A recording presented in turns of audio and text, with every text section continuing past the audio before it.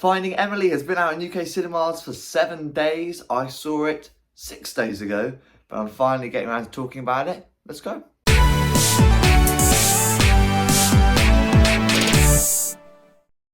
Hey, welcome back to the video. Thank you for finding it. Today we're talking all about the new movie, Finding Emily. It's been in cinemas for just over a week. I've been to see it about a week ago. I'm finally getting around to talk about it. Before we do, as always, a friendly reminder, these are just my thoughts. Don't let this dictate whether or not you go and see it. You might see it and feel totally differently to me.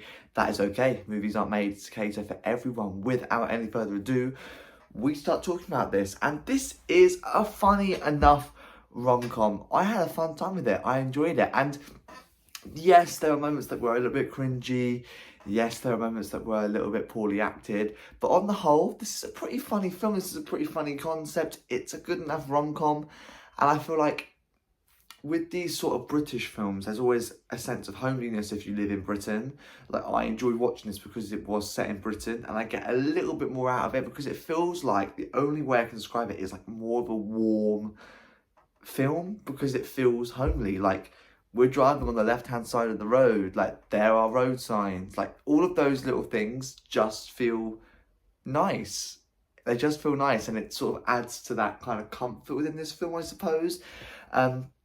As far as it goes with the story, it is a really good runtime. Nothing too long. Now, you know how I feel about long films.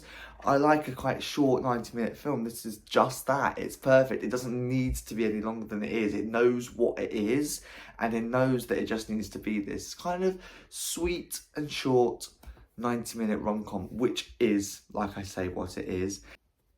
Could there have been parts that were better? Absolutely, absolutely. It is by no means a 10 out of 10 film. I'm not saying that for any minute, but do I feel like it's been heavily glossed over? Absolutely, I do. It's been in my cinema for a week and it's already like not screening anymore, which is a shame because there were some really, really laugh out loud moments. I was audibly laughing out loud.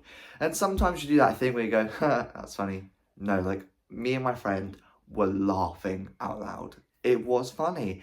And the problem is, it kind of caters more towards a teenage audience than it does a grown-up audience. However, there were a lot of older people in this screening that were also laughing along with this kind of modern day humour.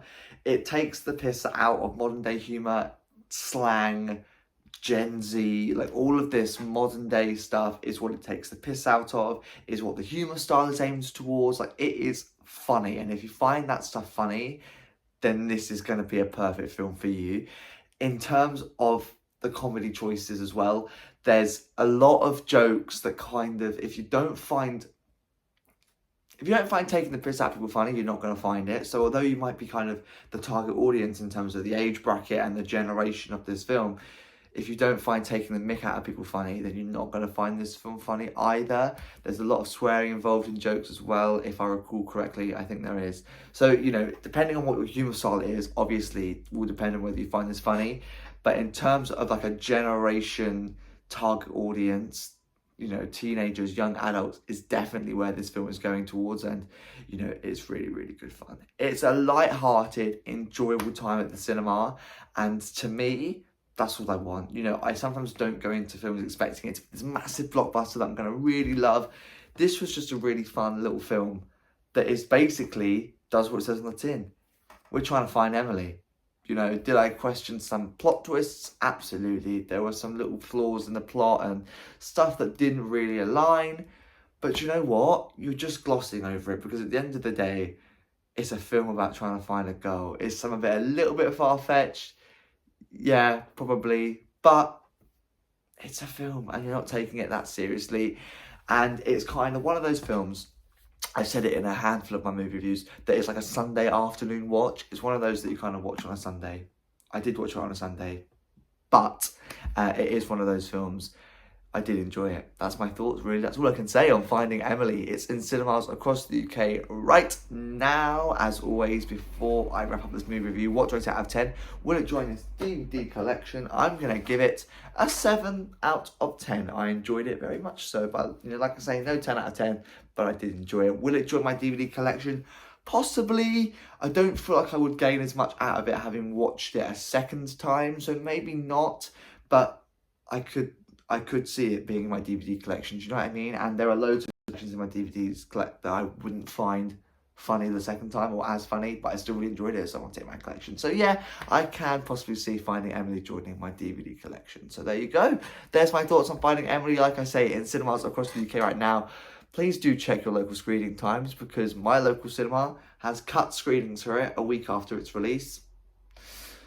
Annoying, that's what Backrooms does. Speaking of Backrooms, I'm off to see that tomorrow, so you'll hear my thoughts on that very soon. Other than that, thank you very much for watching. I shall see you in another video, and hopefully another movie review very soon.